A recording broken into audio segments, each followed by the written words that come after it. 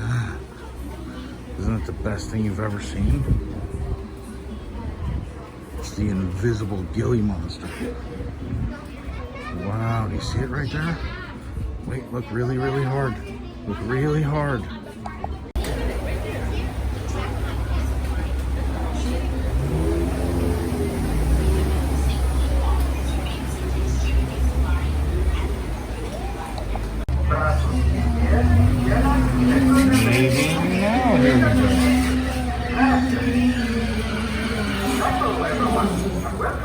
I take that as a sign. Carry your booty. All aboard.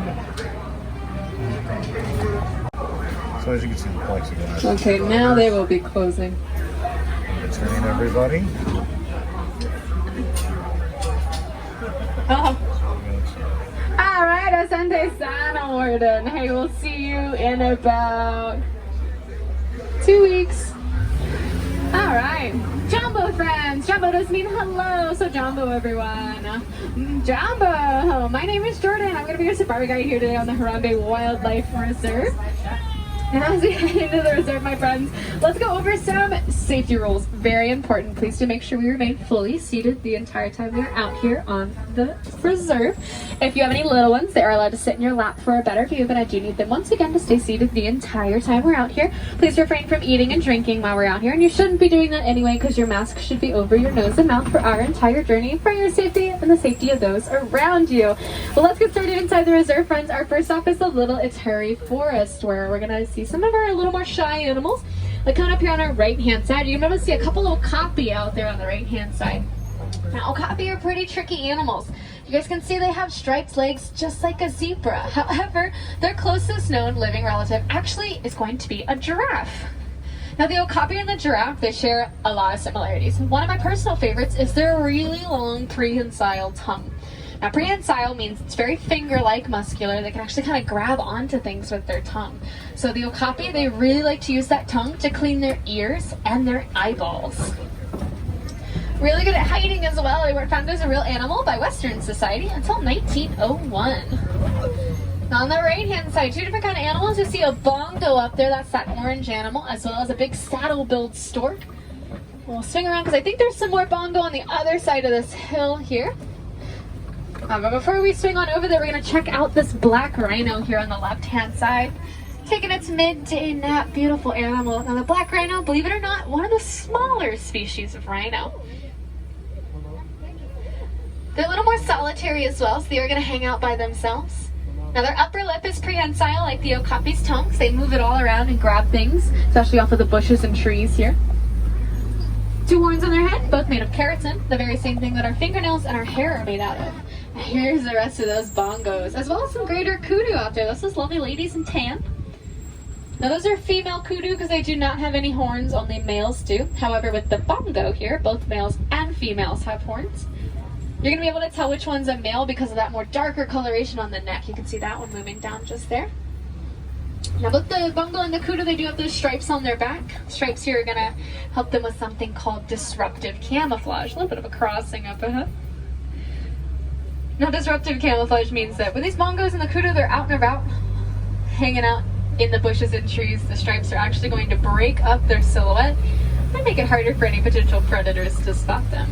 Definitely helpful out here in the forest. Jumbo friend. Awesome. Great activity there in the forest. So we're going to continue on. Hold on to that luck as we travel. We're going to follow the water up and around here to the Safi River. Now the Safi River is where some of our little more dangerous and territorial animals do like to hang out. So we're going to keep a pretty safe distance from the water, but definitely keep an eye out for any suspicious looking lumps, bumps, or bubbles out here. Looks like there's one coming up here just on land. It's going to be this big Nile hippopotamus out here on the right-hand side. Beautiful animal here. Now, a group of hippos is called a bloat of hippos, which is definitely a fitting name for them considering that large size. But don't let that large size and cute face fool you. Nile hippo are actually the #1 most dangerous animal in Africa. They are very aggressive, super territorial as well. Hello, Mr. Pelican. We have a lot of Animal Crossing here today, huh? Those hippos can actually crush a watermelon in just one bite. A little bit of a... Keep going. Keep going. Keep going. Don't stop. Well, this guy crossing the road here is a pink-backed pelican. Pink-backed pelican. Is he going to get back in the road? Oh my goodness.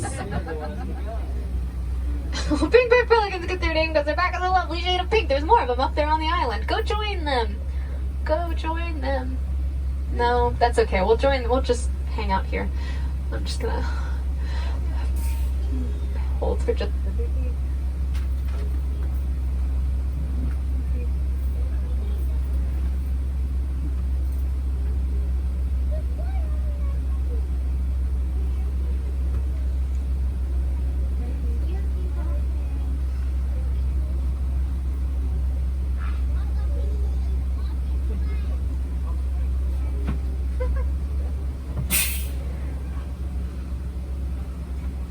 Wow.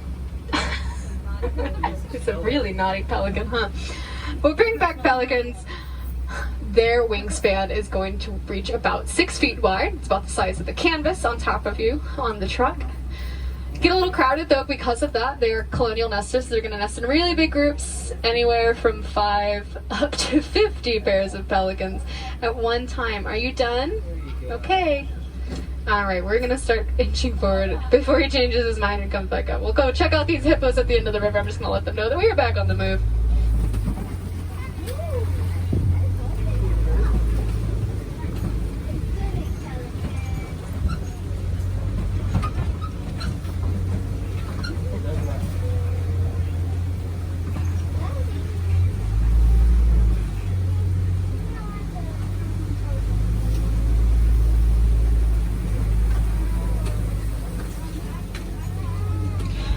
Now we'll check out the hippos. I think they do all kind of hang out just over here on the left-hand side. There they are. Now it's really cool that we get to see them up out of the water like this. They do come up out of the water to mark their territory or search for food. They also sunbathe as well. They have to be careful when they get sunbathed, though. They can get sunburnt, actually, just like we can. In the water, though, they can actually hold their breath for about an average of 8 minutes. But we're going to swing our way around to my favorite bridge here on the reserve. This is Croc Bridge. It gets its name because we might spot a few Nile crocodile out here on the left-hand side. Great time to remind everyone to remain seated after all. These are very real and very dangerous animals. And I know it looks like they don't move much, but they're just really good at conserving energy. They really only move when necessary. They do move. They can get up to speeds of about 25 miles per hour in the water.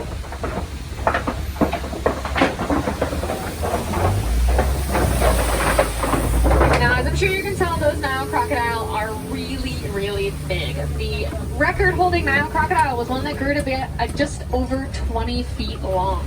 Now friends, that is just as long as some giraffes can grow tall. So they are definitely really big and a little scary, but those Nile crocodile are really, really good parents. They're very protective of their young. They actually take the eggs and roll it around in their mouth a little bit with their tongue. Now, it's a little bit of a unique parenting behavior, but it definitely helps those babies once it comes time for them to hatch. My friends, we finally made our way on out of that forest and away from the river. A little change of scenery as we make our way down here to the savannah. Now, the savannah here is the largest and longest section on the Harambe Wildlife Reserve. It's where we're going to spend a majority of our 2-week safari. Because it is so large, there's a large amount of animals out here for us to find. Some of you might be more familiar with than others. Some fan favorites out here like lions and cheetahs, giraffes and zebras. And some animals you guys might not be too familiar with, but don't worry, that's where I come in. There's also that spotting guide up above you on the truck, just in case you haven't spotted it just yet. That'll be there to help you guys out. We're gonna make our way on. It looks like there's a lot more activity over there on the hillside. So we'll swing our way on over there. But I do see a few Ankole cattle here on the right. We'll swing our way closer to them in just a second. They're the ones with the really big horns out there. Ankole cattle, also called the Watusi cattle, after the Watusi tribe, was the very first to domesticate them. Now we're gonna see if anyone's hanging out in the den area here. We get pretty lucky sometimes with seeing a couple more predatory animals. Keep an eye out here. It's a little bit later in the day. A lot of the times this is a prime hunting time for everyone. Ah, yes, African wild dogs. Oh, great time since they are running on over here, so we'll hold. Beautiful animals here. The painted dog, also called the painted wolf. Yeah, you get that coloration obviously because of that beautiful painted look there on their fur. Now, no two colorations, no two patterns are exactly the same. They are all unique, just like our fingerprints, no two are the same. Now, they're super cooperative, especially when it comes to hunting. So because of that, they actually have the highest success rate out of any other animal here on the savannah when it comes to hunting. A couple sable antelope on the left-hand side as well, way out there. Those ladies in red. They're females because they are much more of a reddish coloration. Male sables, they're going to be more of a black color. However, the more dominant sable, she's going to have a darker, more saturated coat. Here's a great look at the Ankole cattle. Now, I know what you might be thinking. Holy Ankole, those horns are huge. And you'd be right, they are really, really big, but they're not very heavy. Some of the larger ones out here are only going to weigh a maximum of about 10 pounds. That's because those horns actually have a really unique hollow honeycomb structure inside of them that keeps them nice and lightweight. There's also blood vessels running through those horns as well that help keep them cool. Now, according to the Watusi tribe, they're not really used for any sort of farm work or housework at this point. They are kind of just considered giant house pets because they are used more often for trading and bartering. So the more cattle that you own, the richer you are actually perceived to be, which is pretty neat. Now here's where a lot of our activity is happening, right here on the hillside. Big herd of wildebeest as well as some zebra out there. A couple smaller tan black and white animals are called springbok. They're hanging out, one or two of them out there with the zebras, but we're gonna get a closer look at the wildebeest here. Now out here on the reserve there are white bearded wildebeest as well as brindle bearded wildebeest. You can tell the difference because of the coloration of their beard. So white bearded wildebeest, of course, have that pure white beard. Brindle bearded wildebeest have a little more of a salt and pepper look to their beard. And of course, some zebra out there. And you can see there's actually two younger zebra. They're following just behind that adult out there. A group of zebras is called a dazzle of zebras. Definitely a fitting name for them. These are Hartman's mountain zebras as well. Mountain zebras, they have really small little feet. They also have a little extra piece of skin hanging off of their neck. It's called a dewlap. It's actually there to help them regulate their body temperature. When a baby zebra is first born, they're able to be up and running with the rest of the herd in as little as 20 minutes after birth. When a baby wildebeest is born, they're able to be up and running with the rest of the herd in as little as 15 minutes after birth. So keeping a move on is really an important part of a lot of the animals out here. There's a lot less places for them to hide. Especially for these giraffe up here. A huge group of them here now. A group of giraffes is called a tower of giraffes. Definitely a fitting name for them considering their height. Quite a few younger baby giraffe out here, especially in this tower. Even though they're babies, as you can see, they're still pretty big. In fact, when a baby giraffe is first born, they're actually going to be standing about an average of 6 feet tall. We'll move on just a little bit so you guys can get a little bit of a clearer view, especially these two babies right here, one of the newer additions. Giraffes also give birth standing up. So baby giraffes do also fall about an average of 6 feet, straight to the ground when they're first born. It's kind of a rude awakening into the world for them. Now, they love to eat. A giraffe's favorite pastime is eating. They spend so much time eating that they spend a really, really small amount of time doing pretty much anything else, including activities, things like sleeping. Giraffes actually only sleep an average of about 30 minutes a day. They don't sleep it all at once either. They do take little naps here and there for just a couple minutes at a time. Now, moving into the rock formation, I did see a couple mandrills. Swing around, looks like we get a good view of the family hanging out here. You can see the bigger male out there on the left. That's the more dominant male here in this family. He has a much brighter coloration in his face and behind. Yes, they're the monkeys that Rafiki's based off of. On the right-hand side, a couple elephants as well. Now, those are African elephants, of course, since we're here in Africa. But if you ever want to tell them apart species-wise, you can do so based on the size and shape of their ears. So African elephants, they have much larger ear sizes compared to those of, say, an Asian elephant. Those ears are also in the shape of Africa, a little trick to help you out when it comes to identifying them. We'll see if we can get a little bit of a closer view of them right here. Just a little bit.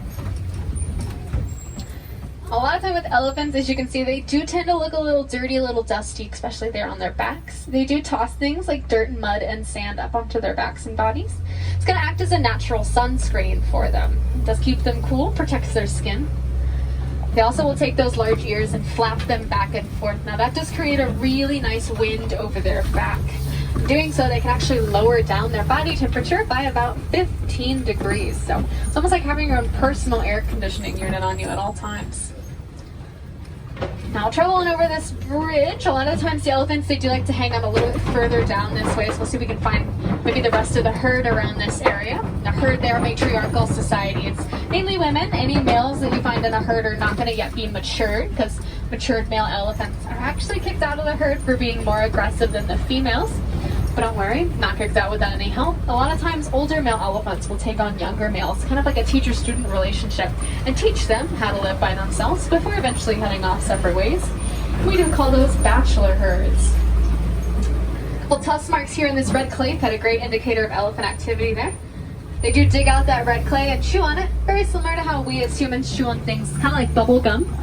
However, the red clay is actually going to provide them with things like vitamins and minerals that they do need to survive and keep themselves happy and healthy.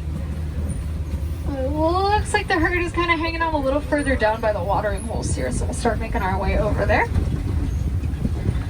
Now, if an elephant has a baby, elephants do have the longest gestation period out here. They are actually pregnant for a whopping 22 months before giving birth. And like I was saying, the males eventually leave. The daughter will actually stay growing up with that mom in her herd for her entire life, never once changing herds or leaving them. So make our way to the watering holes, so we're passing some really big baobab trees here on our left and on our right. A couple different nicknames, such as the upside down tree, because it does look like, well, those branches are supposed to be its roots. They are pretty bare for majority of the year. And that really big trunk is actually pretty hollow, so it stores a lot of water inside of it, which actually helps animals during the dry season, which gets it the nickname the tree of life. We're gonna swing our way around here. It looks like this one's got a lot of activity here. Home to a few greater flamingo. Yes, greater flamingo are pretty great. Now they are also actually going to be one of the lighter shades of pink out of all the flamingo species. One of the larger species as well. There's a little bit of a correlation between those two things. It has to do with the fact that flamingos are actually not born pink. Flamingos are born a kind of whitish gray color. You can see some of the younger flamingos out here that have yet to kind of really get that pink coloration. Now they eat, majority of their diet is going to be things like shrimp. And shrimp has something called the beta carotene in it, and that's what turns them a lovely shade of pink. A group of flamingos called a flamboyance of flamingos, definitely a fitting name for them. And you may have noticed a few of those flamingos standing and sleeping on one foot. Now that did baffle scientists for quite a while. They weren't sure why or how they did that. They did figure out though that flamingos are actually able to lock the joints in their legs, so they balance better on one foot than they do on two. And a great view, looks like another animal crossing up ahead with some rhinos. Scimitar horned oryx is out there as well. Now compared to the black rhino, these are white rhinos, and white rhinos, they're a little more sociable. They do travel in groups called a crash of rhinos, so we'll be careful around here just in case the rest of the crash is coming down that path. Beautiful animals though. Now, being called a crash is very fitting for them. They can crash into things quite a bit. Now, it's not because they're super aggressive, it's actually because rhinos, they have really, really bad eyesight. They cannot see too clearly in front of them. So when it comes to hitting the brakes, a lot of the times they can't hit it quite fast enough and they do tend to kind of run into things. When they do charge, they can actually get up to top speeds of about 35 miles per hour, which is definitely pretty fast considering my truck goes a maximum of about 8 miles an hour. These are scimitar horned oryxes, very special animal, critically endangered. The scimitar horned oryx has actually been declared extinct in the wild, so you're only going to be able to find them on zoos and reserves, and that's actually to protect them and their low numbers against things like poaching or natural predators. They could bring those numbers completely to extinction. We're going to make our way around the hillside here. This hilly area is pretty well known for a lot of cheetah activity. And a lot of times you can get a little bit luckier here in the second yard. It does look like they're hanging out. If you look at the second yard in the right corner, there's two of them laying down just in between those two trees out there.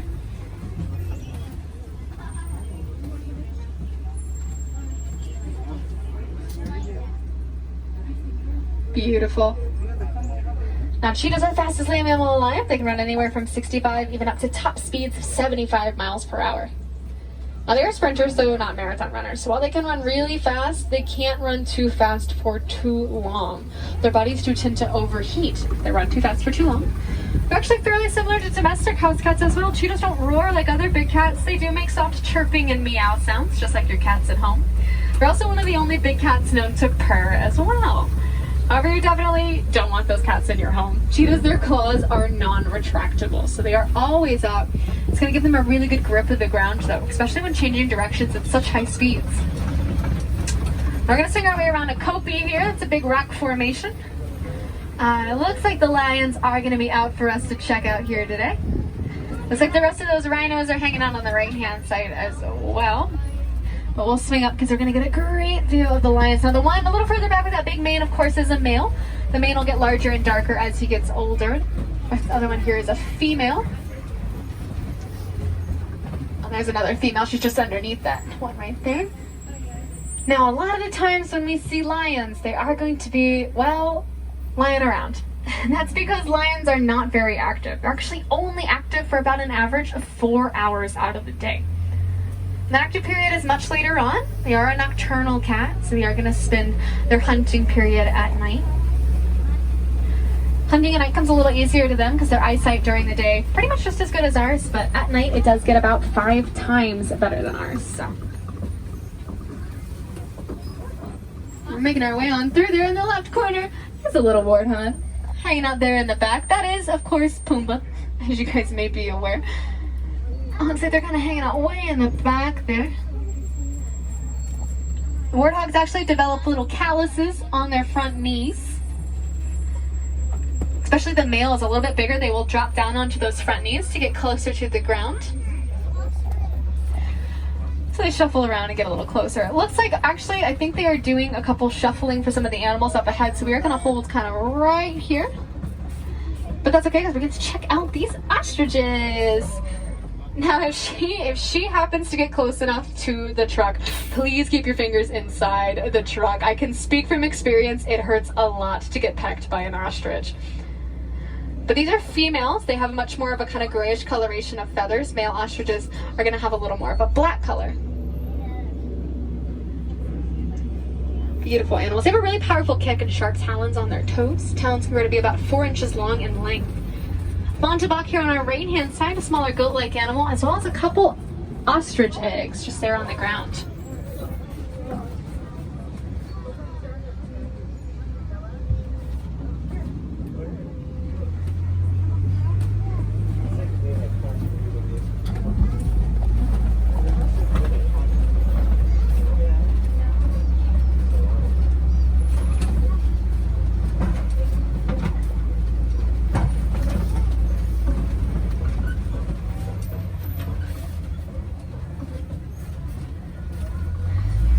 So we're going to head on in, but those ostrich eggs, as you saw, really, really big. One of those ostrich eggs is actually going to equal about, well, 2 dozen chicken eggs.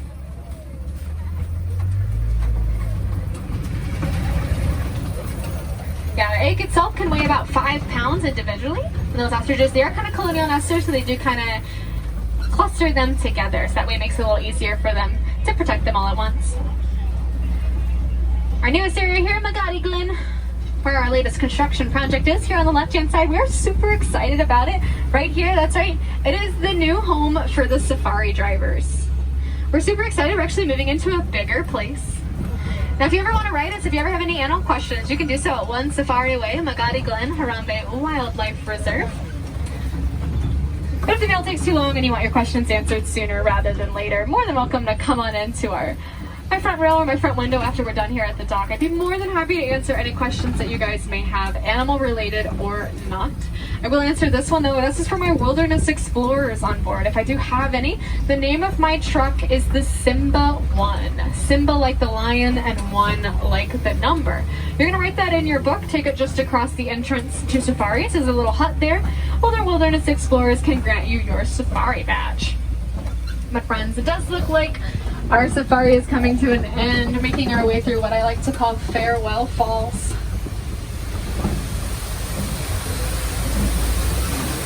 It's crazy how when we have so much fun out there, a 2-week safari can turn into fly by what feels like 20 minutes.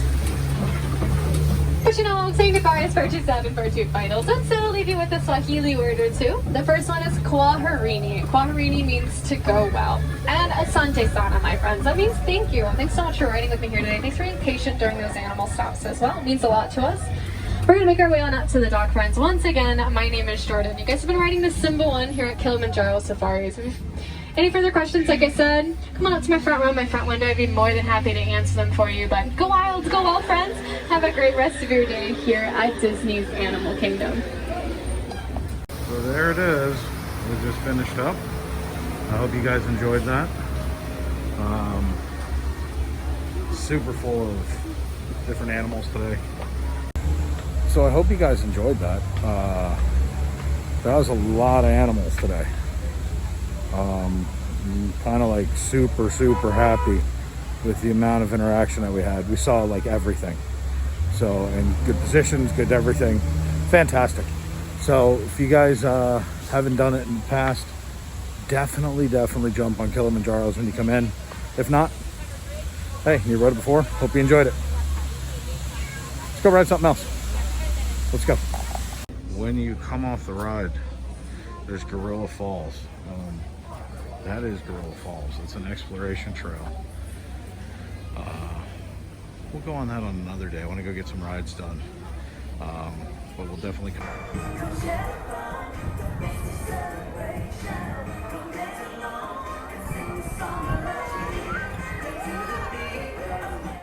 Hey everybody, thanks for watching. Please subscribe and please share the video. We need all the help we can get right now as we grow our channel. And again, thanks for watching.